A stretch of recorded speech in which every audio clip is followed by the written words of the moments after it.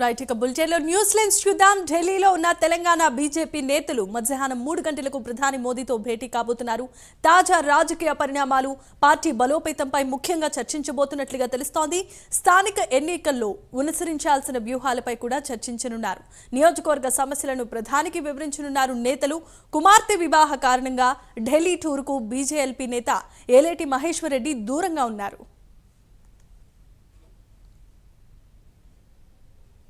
Right ఇక news lens కి సంబంధించిన మరిన్ని అప్డేట్స్ ను మా కరెస్పాండెంట్ నాగేంద్ర లైవ్ ద్వారా అందిస్తారు.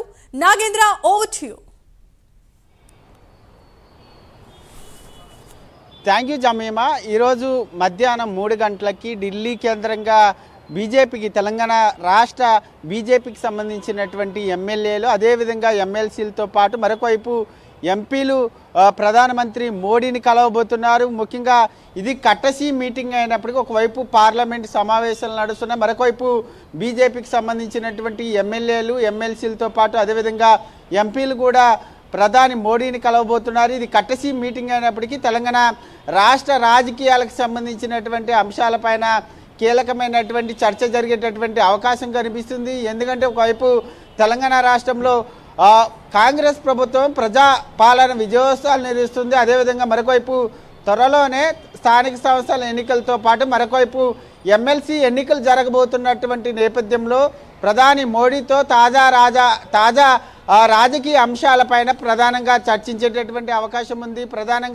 ప్రధాని మోడీ త్వరలో జరగబోయేటటువంటి ఎమ్మెల్సీ ఎన్నికలతో పాటు స్థానిక సంస్థల ఎన్నికలపైన పూర్తి స్థాయిలో ఫోకస్ చేయాలని చెప్పి దిశానిర్దేశం చేసేటటువంటి అవకాశాలు కనిపిస్తున్నటువంటి పరిస్థితి కనిపిస్తుంది. ముఖ్యంగా మరొకవైపు తెలంగాణ రాష్ట్రానికి రావాల్సినటువంటి నిధులకు సంబంధించినటువంటి అంశంపైన ప్రధానంగా బీజేపీకి సంబంధించినటువంటి నేతలంతా కూడా ప్రధాని మోడీని కోరేటటువంటి అవకాశం ఉంది. ఎందుకంటే ఒకవైపు తెలంగాణ రాష్ట్రంలో కాంగ్రెస్కి సంబంధించినటువంటి నేతలంతా కూడా ఒకటే బీజేపీ నేతలని కార్నర్ చేస్తున్నారు. ముఖ్యంగా కేంద్రంలో మీరు అధికారంలో ఉన్నారు కాబట్టి తెలంగాణ రాష్ట్రానికి రాష్ట్ర విభజనలో భాగంగా రావాల్సినటువంటి నిధులు కానీ, మరొకవైపు సాధారణంగా రావాల్సినటువంటి నిధులను కానీ తీసుకురావాలంటూ కూడా ఇప్పటికే కాంగ్రెస్ నేతలంతా కూడా బీజేపీ నేతల్ని కార్నర్ చేస్తూ మాట్లాడుతున్నటువంటి నేపథ్యంలో ప్రస్తుతం మోడీతో ప్రధానంగా భేటీ అయినటువంటి సందర్భంగా తెలంగాణ రాష్ట్రానికి రావాల్సినటువంటి నిధులకు సంబంధించినటువంటి అంశంపైన కూడా ప్రధానంగా మాట్లాడేటటువంటి అవకాశం ఉంది. దీంతోపాటు మరొకవైపు రాబోయేటటువంటి